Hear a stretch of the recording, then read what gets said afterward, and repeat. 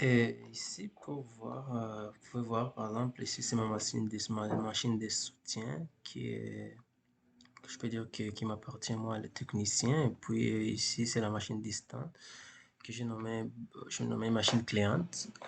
Donc, pour ce projet 2, pour dire que ça fait partie des essais dans ce projet 2. Et puis, comme vous pouvez le voir, il n'y a aucune différence entre les deux machines. Vous pouvez croire que c'est la même machine. Mais la seule différence, c'est que juste ici, sur la machine de soutien, ici sur la machine de soutien, j'ai activé le mode plein écran. Ici, je peux venir ici sur les petits coins ici. Je peux cliquer ici. Puis, je peux changer, par exemple, je peux dire quitter en mode plein écran. Et puis là, vous pouvez voir maintenant que ça change. Ça devient comme juste une fenêtre ouverte sur ma machine de soutien. Et là, vous pouvez constater que ça, la partie ici, c'est l'écran.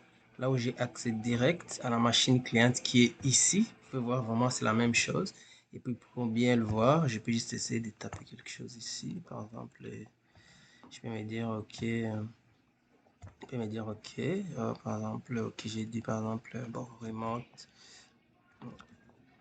remote desk.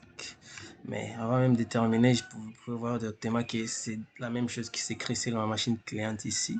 Mais là, je ne suis pas en train de taper sur la machine cliente, je suis en train de taper sur ma machine de soutien. Par exemple, je peux continuer là. Et puis, je peux écrire quelque chose là. Et puis, vous pouvez voir toujours que ça se répète, ça se fait directement. Je sais pas, qu'est-ce qui se passe? Il y a juste un petit bug. Vous pouvez voir directement que ce que je tape ici, ça c'est écrit directement sur ma machine. Si j'efface là, vous pouvez directement voir que ça se fasse directement ici sur ma machine cliente. Et là, je peux faire différentes manipulations. Par exemple, ici, vous pouvez voir ça, c'est l'interface de la machine cliente. Et puis ça, c'est l'écran de ma machine.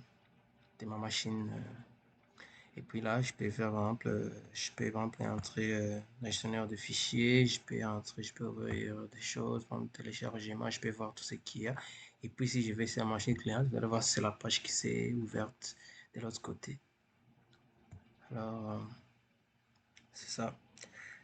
Et je peux faire d'autres manipulations comme, par exemple, ici, je peux dire, par exemple, CMD.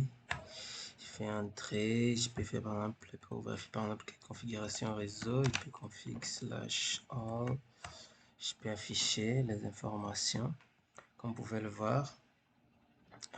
L'IP de mon client par exemple c'est 192, 168, 136, 224, mais ici c'est ma machine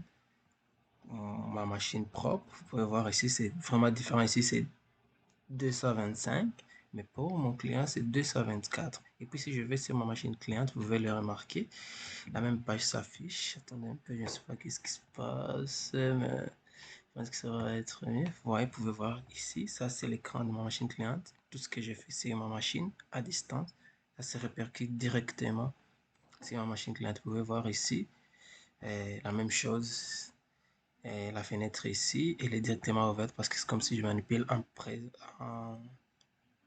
temps réel ma machine cliente. Comme vous pouvez le voir ici, c'est ma machine cliente. Et ici, là où je fais de manipulation, c'est à distance sur ma machine. Et puis je vais voir par exemple un ping.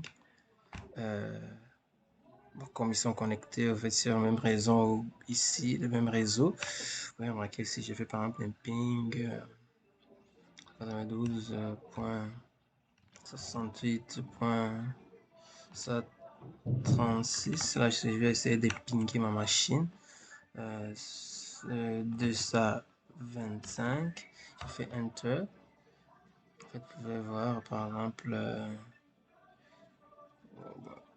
malheureusement, ça fait, je ne sais pas pourquoi, ça fait un délai dépassé, je ne sais pas pourquoi, je sais pas si j'ai mal tapé.